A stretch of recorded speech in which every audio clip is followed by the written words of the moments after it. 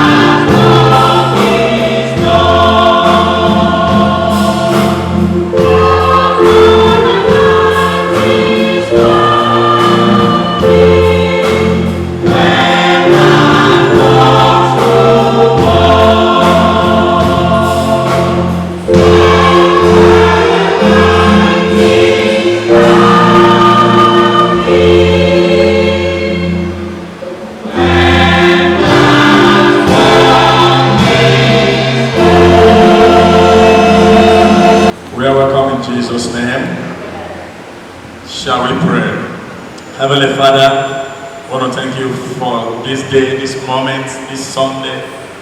Today being the final day of talking about the need to go out in line with fulfilling God's mandates in this decade of soaring. As we hear your word again, Lord, we ask that you activate in us the faith and determination in the name of Jesus, that you will cause us to arise and stand upon our feet your spirit working within us, that will begin as a lifestyle, begin to share your word even unto this our generation in the name of Jesus. Lord, I hide myself before you this morning and I ask for grace to deliver your word the way you want it in the name of Jesus. And at the end, none of us here will live here without renewing our covenants and our dedication to go out there and bring your word to our neighborhood and our environment in the name of Jesus. Blessed be the holy name. In Jesus' most wonderful name we do pray. In Jesus' most wonderful name we do pray. Amen. We have been talking this month about fulfilling God's mandates in the decade of sowing. And the emphasis, the totality of it is that God has given every believer the purpose why you and I are Christians is that we may begin to effectively and effectually represent Jesus Christ in our various spheres of influence, and anywhere we go to preach the gospel as a local church, as a believer, to key into that in this our own generation. Praise the Lord. Our general overseer, his vision says what? His vision is soaring in the decade of multiplication. And what he meant by the word soaring, that word soaring is an acronym, is a representation of a 7-letter word. 7-letter word. The first one, S, is spreading out. Somebody say spreading out. The first one is spreading. O stands for out. A stands for and. R stands for reaching. I stands for in. N stands for next. And G stands for what? Generation. Hallelujah. May God cause us to realize that vision, to key into it in the name of Jesus. So as we go through the Bible, we are going to see the focus of God's covenant relationship with Abraham. Through covenant, you and I are not called the children of the Bible. Genesis chapter 28, I read verse 4 quickly. Genesis chapter 28 verse 4. He said, okay, I read from verse 3 quickly. The Bible said that, and God Almighty bless thee, and make thee fruitful, and multiply thee, that thou mayest be a multitude of people, and give thee the blessing of Abraham to thee and to thy seed with thee, that thou mayest inherit the land that thou art a stranger, which God giveth unto Abraham. This is God. After making the covenant with Abraham previously, with Isaac, here, the Bible says he confirmed it by an oath. Praise God. Now quickly again, let's go to Matthew in the mouth of our Lord Jesus Christ. Matthew chapter 24 verse 14. What did he say? Is a verse that we all have been very, very conversant of it. And he says, and this gospel of the kingdom shall be preached in all the world for a witness unto all nations, and then shall the end be. Praise the Lord. The covenant that God made with Abraham, that through him all the nations shall be blessed. Through him all the nations shall know God. The Bible made us to understand that Jesus Christ was that promise when he said that through your seed, Jesus is that seed of Abraham through which everyone, you and I today, have come to be called the children of Abraham, the children of God. And when Jesus finished, he handed over to his disciples and told them, take the gospel to the four corners of the nations. And he now said, before he comes back, before the kingdom come and be established, this gospel shall be preached in all the nations for a witness. And that was the fundamental, the fulcrum of every believer from the apostles to our days. And anyone whose Christianity, be you old, be you young, does not have a reflection of this mandate. You know, Jesus said, for a witness, you must, as a matter of necessity, obligation, that you realize that you go to God, do what? Preach this nation, gospel unto all nations. Now, we would understand it better how it flew. Let's open our Bible now quickly to 1 Chronicles chapter 16. I read from verse 15 to 22. 1 Chronicles chapter 16.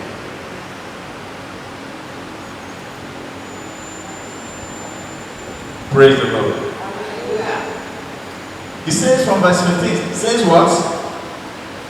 He said, be ye mindful always of this covenant, the word which he commanded to 1,000 generations, even of the covenant which he made with Abraham, and of his oaths unto Isaac, and had confirmed the same to Jacob for a law to Israel, for an everlasting covenant, saying, unto thee will I give the land of Canaan, the land of your inheritance, when ye were but few, even a few and strangers in it.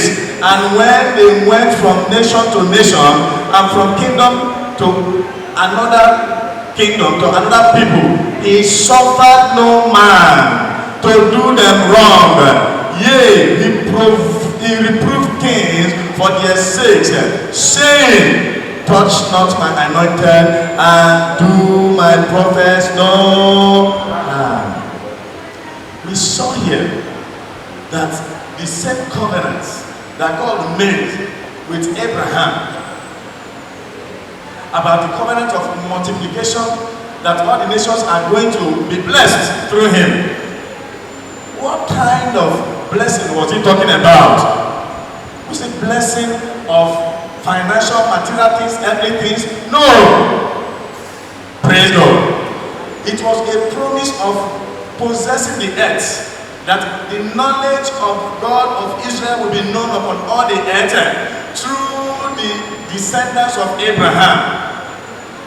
And where we read here said that God made, saying you should be mindful of it. You and I should be mindful of it.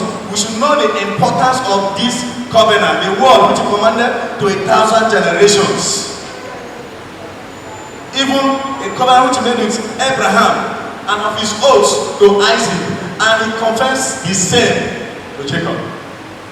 And in Christ, that covenant with Abraham was brought to pass, was fulfilled. That through the seed of Abraham, everyone will have the opportunity to hear the gospel of salvation, of repentance, and being called the children of God. And Jesus told us it can only happen in Matthew chapter 24 verse 14, that the gospel must do what? Must be preached in all the nations. Otherwise, The nations, the world will not be blessed through Abraham if this gospel is not taken to them. May God help us in Jesus' name. I said that the vision of soaring is a domestication of the Great Commission in accordance with the mandate to believers to take the gospel to all the earths. In Mark chapter 16, verse 15 to 17, and Mark chapter 28, 19 to 20, Mark chapter 16 talks about me going to preach. Going to preach. Alright? Matthew chapter 28 says, where we have preached with signs and wonders following, when they come together, they should be taught all nations, teaching all nations. So, our efforts to do this individually is what the vision by the General Overseer, spreading out and reaching a next generation. Remember, First Chronicles chapter 16. The Bible said that this covenant is unto 1,000 generations. 1,000 generations. What is it talking about? 1,000 generations. Like in this our local church, we have various generations. Are we together? Various generations, as it were. You can say, oh, the generations of Brother Aikiden. Do you understand what I'm saying? We have the generation of the youths. We have the generation of the teenagers. When God says it is to 1,000 generations, what God is actually saying that everyone that is a child of God, that is part of the Abrahamic covenant, has a mandate, has a responsibility, an obligation to do what? To understand and to know that the essence of we being Christians is to do what? Is to make sure that we have this lifestyle of doing what? Taking the gospel and speaking to somebody. And speaking to somebody. That is the fruitfulness, multiplication that God promised you and I. Praise God. Hallelujah. You are not a Christian based on the fact of the cars or the properties you have. All those things are nothing before God. Remember the tree that Jesus Christ saw on his way to Jerusalem in Matthew chapter 21, I think from verse 18 to 19 or thereabout. The Bible said the tree was lush green. The tree was very beautiful. It has leaves all over. In the eyes of man, ordinarily, anyone that sees it says, this tree is doing well. But Jesus Christ, on getting there, desired the fruits, just all fruits. And when he could not find one single fruit, he did not say, okay, the tree, you are doing well, next time. No. He did what? He said, you shall not do what? Bear fruit anymore. Hallelujah. And the Bible says immediately the leaves dry off. My brother, my sister, are we full of leaves? Are we full of the beauty of the resources of the gospel? The beauty of the I want to use the word consequential resources, consequential glory. Thank God, as we came this morning, we began to worship God, the choir began to sing, and we began to dance. I was in the spirit dancing, I was blessed by what the choir was doing, and the beauty of everything. All those, whatever we're doing in church, it will amount to ordinary life. Ordinary life. Ordinary outer beauty. To Christ, if there is no one single fruit of you bringing forth, you going out to reach, it will amount to nothing. May that not be our situation again in the name of Jesus. It's the purpose of we reminding ourselves the mandates. I want to say, what is a mandate? To start with. What is a mandate? Mandate is an authority given from one person to the other. More often than not, it's from a higher authority given to you to do what? To act. on his behalf. And another one characteristic feature of a mandate is that you are going to give an account of how you utilize that mandate. Glory to God.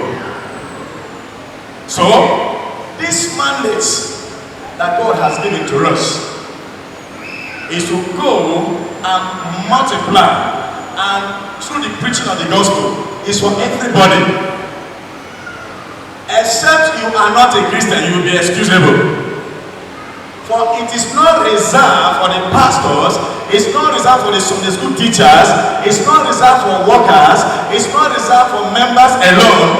It is the onerous responsibility of every believer. I pray that we will realize this in the name of Jesus. Both old and young, the Bible said he commanded it under what? 1,000 generations, endless generation, infinite generation. As long as there is anyone coming as a descendant of Abraham, the person must key into this covenant of multiplication through reaching out to people within our spheres of influence. The nature of the mandate to preach the gospel. The one thing I want to talk quickly about the nature of this mandate is that this mandate is a mandate of covenant. It is a mandate of what? Covenant. It is a mandate of covenant. We saw when we read in 1 Chronicles chapter 15 now. He said you should be mindful always mindful of his covenant. And he began to talk, the Bible began to explain to us how it started from Abraham, how it was sworn by oath to Isaac, and it was confirmed in Jacob. Check out. Go and do a study of this life, of these individuals. They were people who distinguished themselves in their generation, brought up their children in the way of the Lord, and passed on the what? The mandate until Christ came. Praise God. I said this covenant is a solemn agreement for man's redemption between God and man. It was foreshadowed with Abraham and climaxed in Christ. Every believer must. One is that we must be mindful of this covenant and take ownership of it. When it came to Isaac, it looked as if God was, because of the disposition, the availability, the obedience of Isaac, making himself available to God. God, the Bible says, made us understand, God did what? Swore an oath unto him. It was as if the covenant was between Isaac and God. When it came to Jacob, the same thing, God confirmed it. Because Jacob realized that he was carrying the destinies of the world in him. Do you know that the destinies of people are in our hands? It's sort of. Because if we do not speak and preach to them, the destinies will be thwarted. And the Bible made us to understand in Ezekiel chapter 3 that if we do not go out and reach them, what happened? Their destinies indeed will be thwarted, but God will require their blood from our hands. That is to say, the destinies of these people will have the key in our hand to unlock and make sure that they fulfill their destinies. May we not fail God in that respect in the name of Jesus. I said, may we not fail God in that respect in the name of Jesus. So we have to be mindful. We have to take ownership of it. Brother, sister, except you are not a Christian. Even if you are 70 years, 80, the Bible said, though they shall still be bringing fruit in their old age. You have people in your neighborhoods that you can reach. Just one soul at a time. I was discussing with a reverend yesterday and a brother Tunji, I said, as I began to meditate, I discovered that when some of us who even come out for evangelism, when we come, we have teenagers, we have children that are youths. At least, let me start from this teenage. Remember when the parents of Jesus, they were going to Jerusalem at the age of 12, they did what? They carried him. When we are going out for evangelism, we leave our children. And we leave them like that until they are youths. My people said, first know they grow up when it's going to begin to learn how to use the left hand. Praise the Lord. We must know that this responsibility is laid upon us and unto 1,000 generations. All our children in the generation, we should carry them along. Immediately they have understood when we are going out for evangelism, it beholds upon there's a responsibility for us to do what? To go along with them. May God help us in Jesus' name. The covenant is about multiplication and expansion of God's kingdom. I've said that in all generations. In all generations. In Psalm 68 verse 11, the Bible says the Lord gave the word. Great is the company of people that publish it. In all generations. It's the responsibility of all of us in this local assembly. If we can inculcate the habits and realize, look, this is not for Pastor Kenneth only. It's not for Brother Ude. It's not for Pastor. As a matter of fact, we're told that the shepherd, his responsibility is not for the multiplication of the sheep. It is the sheep themselves that do what? That multiply themselves. It is the shepherd that what the shepherd only does is to do what? Is to guide. If you are a Christian and you have not realized to begin to make a habit, stop singing, to make a habit of spreading out, reaching out, witnessing. Stop singing Abraham blessings are mine. You are violating. Anyone who sings that and you are not evangelized, as a matter of fact, you are violating the covenant of Abraham. Because that covenant is a covenant of what? Spreading out and reaching out to the next generation, to the next person who is not aware of this, of the gospel of our Lord Jesus Christ. Praise the Lord. The covenant goes with protection. Are we together? There is protection inbuilt. So many of us, we are afraid of so many things. There are reasons to be afraid. But I want, like we went out yesterday, on a more serious note, when you have the God, makes it that every time you go out, joy follows you.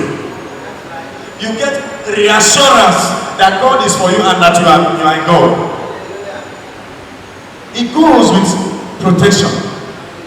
In 1 Corinthians 20-22, where we read, God said, as they moved, as they go out to possess nations, in accordance with the provision of the covenant, the Bible said, He suffered no man. He suffered no man to do what? To do them wrong. Saying, touch not my anointed, and do my prophet no harm. Brother, sister, the provision of the anointing is to preach. You can't say that you are an anointed child of God when you are not preaching the gospel. The first exposition that Jesus Christ made in Luke chapter 4 verse 18, He said the Spirit of the Lord is what? It's upon me and has done what? Anointed me to preach. Hallelujah. We have to begin to realize enough of, we come to church, they say it, and okay, they have said it again, no problem. Let's just come to a point of realization and say, enough is what? Enough. It goes with protection. Jesus said in Matthew chapter 28 verse 20, He said, and lo, I am what? And with you always, even unto the end of the age. Deuteronomy chapter 31 verse 6, when God was talking to Moses, he said, no man shall be able to stand against you all the days of your life. Hallelujah. You want protection? Preach the gospel. But within the nature of the mandate is that it is a mandate that compels. It is a mandate that does what? That compels. We may not won't have time to read that scripture. Is 1 Corinthians chapter 9 from verse 16 to 27. Paul was talking. He said, when I preach the gospel, I lay no charge. I don't make it chargeable. I don't derive financial benefits from it. And he said, what? Yea, woe is me if I do what? If I do not preach the gospel. Began to narrate his attitude in preaching this gospel. Became, as it were, a fool to everybody. He has made all things. To the Jews, he became like a Jew. To them that are under the law, he as if was under the law. That is, he made his life of no reputation, just like Jesus Christ. He made his life of so simple. Why? There is a compelling power which he submitted to. The underlying fact is that when we agree that this is our responsibility, that we owe God a duty, and we ask God to help us, and we surrender to God, and we follow as we are being led by the leadership of the church, and they say, come out. You come out. As you continue, you will see the result in the name of Jesus. Remember I told you, what makes you a Christian is that what? What makes you a Christian is that what? You are someone who is what? Who is fruitful. Who is fruitful.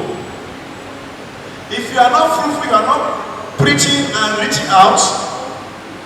In natural sense, Jesus said he will do what? He will cut us out.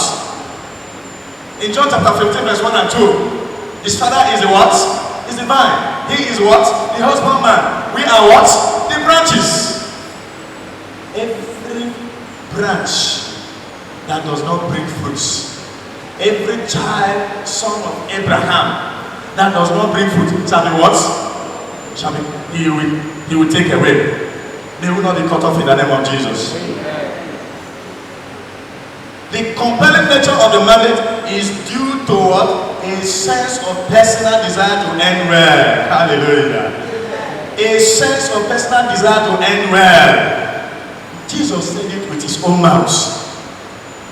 If you do not bear fruits, he will do what? He will cut you off. And we saw him practicalize it in that Matthew chapter 21 about the tree that is full of green leaf, beautiful, fine Christian by all standard, but you have not been able. There is something in you that holds you back to reach out to a sinner. Your age does not matter. Abraham at the age of, I think God called him at the age of 75 or thereabouts, he worked with his covenants. Praise God.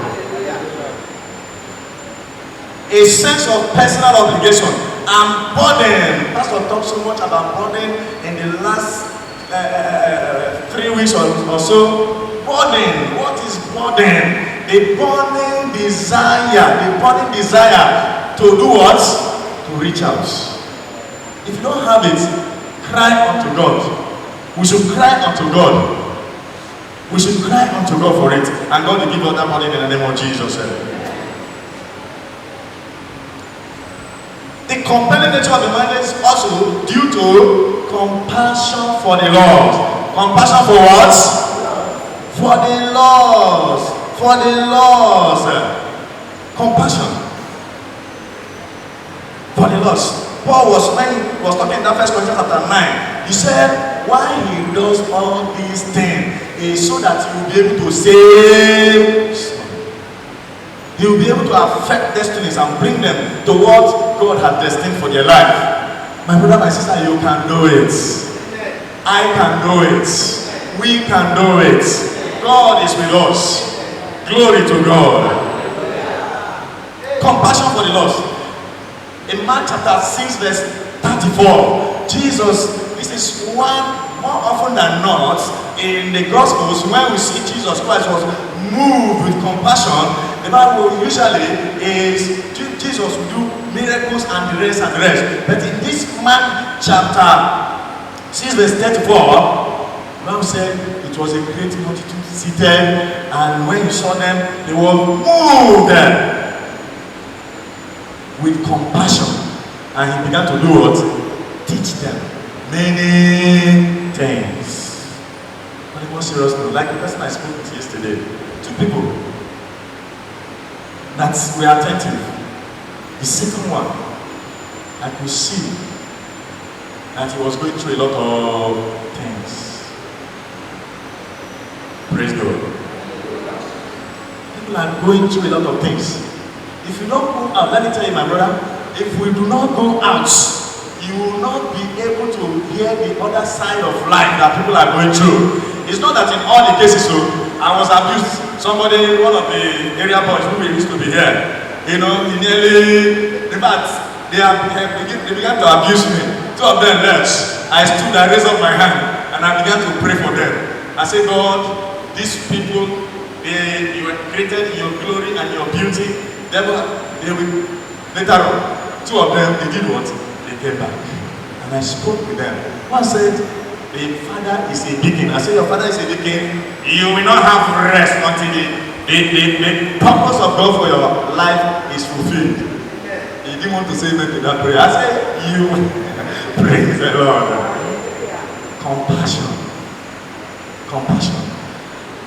If you don't go out and see them in their depravity, there will not be any compassion. So God wants us to arise and go out with this gospel, this mandate. The nature of the mandate is one that, how does it compare? The compelling nature of the mandate is due to what? Self-preservation and desire to end well. Self-preservation and desire to end well. Because we want to end well, because we want to preserve our Christianity, who are compelled. The Bible says that the love of God does what? Constrains us. Paul said, when he does all these things and put himself under subjection, now what it means that he disciplines himself through all the rough ways that he goes through to reach people with the gospel. A lot of tantrums, a lot of outbursts, a lot of it's not smooth, right? But as you continue to trust God, you put, I was telling one of them yesterday, like when Pastor was saying the other day, if homosexuals, I asked the boy here yesterday, I said, I know that of all these groups that are here, there are homosexuals, there are cultists. He said, yes. I said, if they are not ashamed to go, because the person is a Christian, I've been speaking to him for about, at least 3 years. He stays in Abete. He said he goes to deeper life. But, you know the kind of Christianity I'm talking about. I said, if these people are not ashamed to sell their markets, to bring people to the kingdom of darkness, to destruction, how much more you and I? Why should I be ashamed to continue to speak with you, to speak to you, until I see the destiny, the beauty and the glory of God, the light of God shine out in your life? And that is the same question we are asking. You are ashamed to preach the gospel. Prostitutes, are they ashamed now? If you open phone and internet, people who are prostitutes, are their names not there? Are they not called Ron's girls? Are their pictures not there? Are they not Nigerians? Are they not in our neighborhood? Are they ashamed to do that? So why should you be ashamed? Each time we say, preach the gospel, come out. Why? Because most of us don't know that for our continuity as a Christian depends on what? On preaching the gospel. God said, I do this so that after I have preached, myself I will not be what? He cast away. He disciplines himself to preach. He takes insults, all the oppositions. He disciplines himself. At times his body. He said, no, our outward man perishes. Our inward one is what? Is renewed day by day. At times you have genuine excuse, brothers and sisters. But if you know that your life depends on preaching and preaching, we are talking about revival now. Revival. Yeah, I've been praying. These next 4 days, the fire, I will be conflagrated by the fire of revival in the name of Jesus. And what is the evidence that you have been revived? The only evidence is what? Fruitfulness.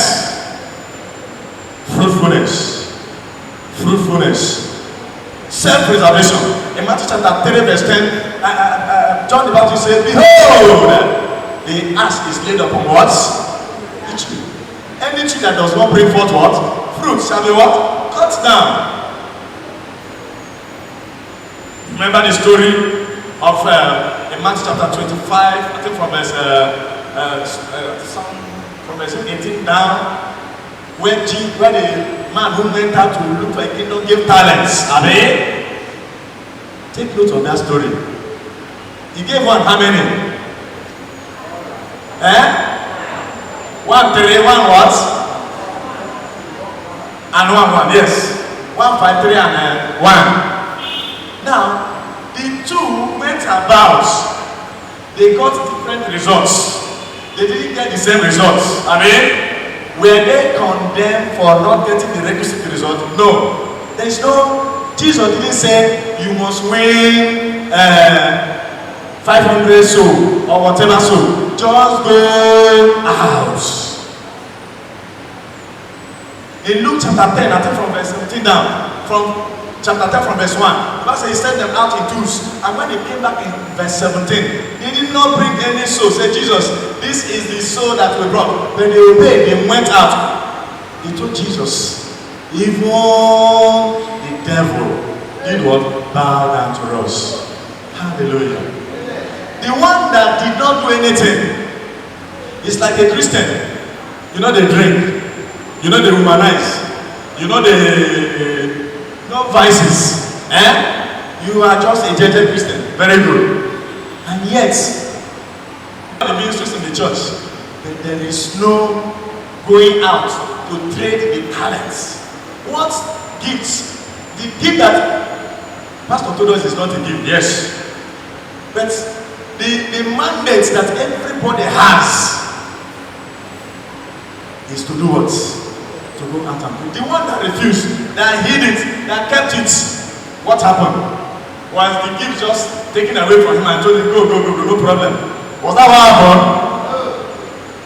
It was withdrawn from him, his Christianity was withdrawn from him and handed over to those who are doing it, who are doing well, and of course, to him that, that exercise his grace, more grace will be given. I mean, good. What happened? He was cast into utter darkness. Finally, the mandate is a command. The mandate is what? It is a command, and as a command, it comes from the highest authority. As a command, it comes from what? The highest authority. Obedience brings joy and fulfillment. In Luke chapter 10, verse 17 to 21, where I just mentioned, the Bible said, what happened? When they came back, they were filled. Let's go to Luke chapter 21. That will be our portion in the name of Jesus.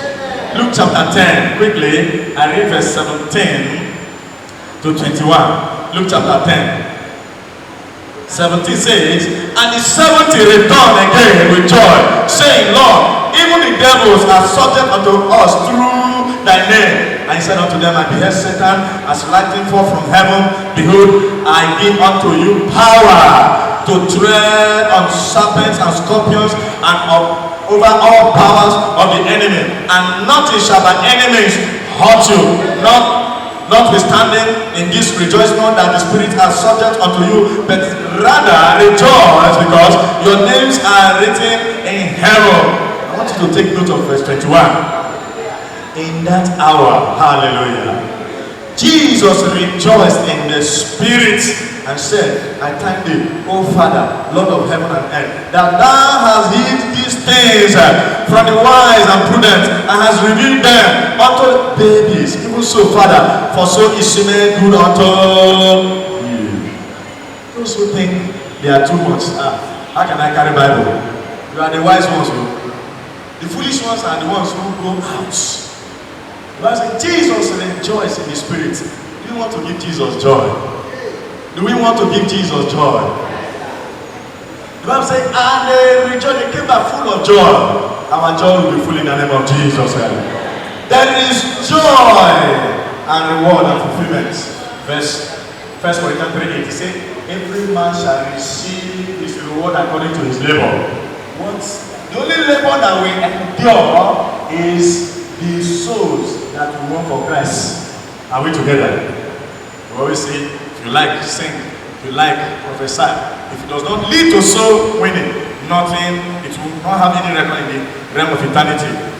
As a command, disobedience can bring dire consequences. I'm giving us instances. Ezekiel chapter 3, 18 to 21.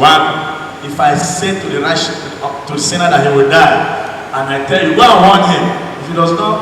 If you do not warn him and he dies in his sin, he will die in his sin, but his blood will be required from your hand. That will not be your portion. That will not be my portion in the name of Jesus. May God help us in Jesus' name. In conclusion, the mandate to reach the next generation with the gospel and bring them to the Abrahamic covenant is our responsibility. Every true believer sees this mandate as a command that is compelling, and he rises up as an ambassador of the gospel to the immediate and the next generation. John 20, 21 to 22. The Bible says, when Christ rose, he breathed upon them, receive the Holy Ghost. As my Father has sent me, even so have I sent you. Jesus is sending us again. I pray that by this reminder one more time, by this mindfulness one more time, we will realize that you cannot be a true child of Abraham, a true son of Abraham, when you are not fruitful. May God help us in Jesus. Let's bow our head and talk to God. Let's make a fresh commitment. Let's make a fresh commitment. Let's make a fresh all, including me. I've been saying, God, another level. Maybe you have not started at all. Say, God, I make a fresh commitment. It is important that the tenet of this mandate must be upheld. We must go out. It does not matter whether you are a worker or not. It does not matter whether you are a student. In this local assembly as a Christian, you must bring forth fruit.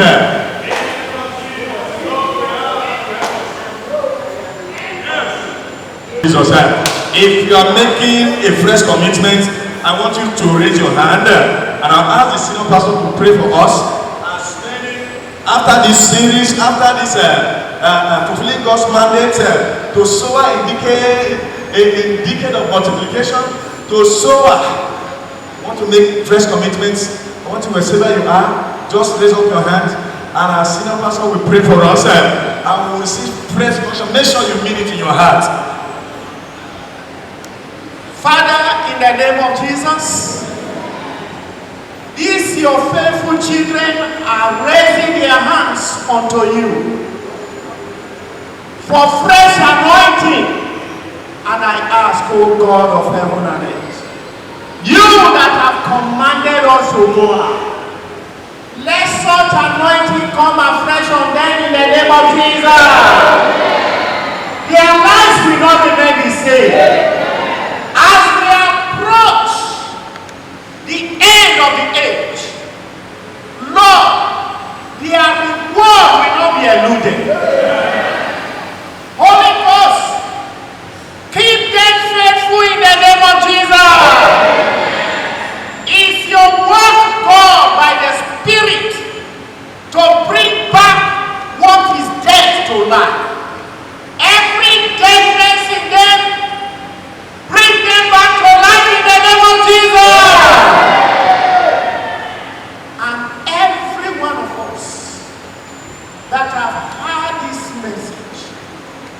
our lives will not remain the same.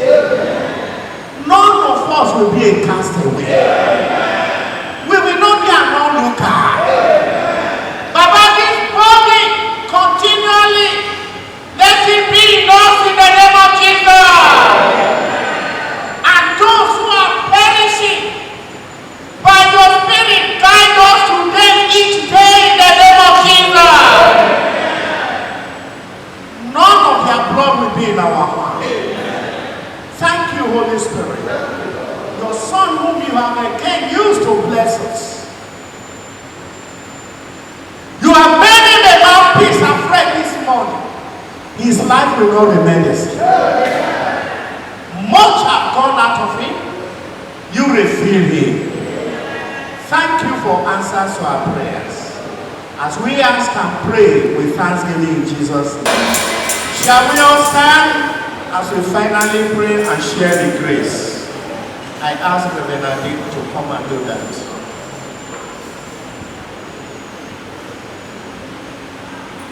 Our precious Father and our God, we thank you for the great privilege given us today, the 24th day of this month of October 2021, to come before you. And we have come and we thank you, O God, for blessing and endowing us this afternoon. We return all the glory to you in Jesus' name. All that you have deposited in our hearts this day, we pray that Satan will not take them away in Jesus' name. Pray for grace to go and be the doers in Jesus' name. We present ourselves into your hands and our entire families this week. We pray, dear Lord, this week your mercy will endure for us. Your power will keep us. Your love will surround us. Your grace will be sufficient for us. In the name of Jesus, thank you because you have heard us. I return all the glory to you. In Jesus' name I have prayed.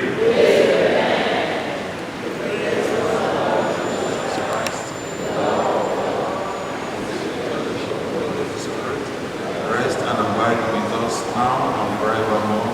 Amen. Surely God's goodness and mercy shall follow us all the days of our lives, and we shall dwell in the house of the Lord forever and ever.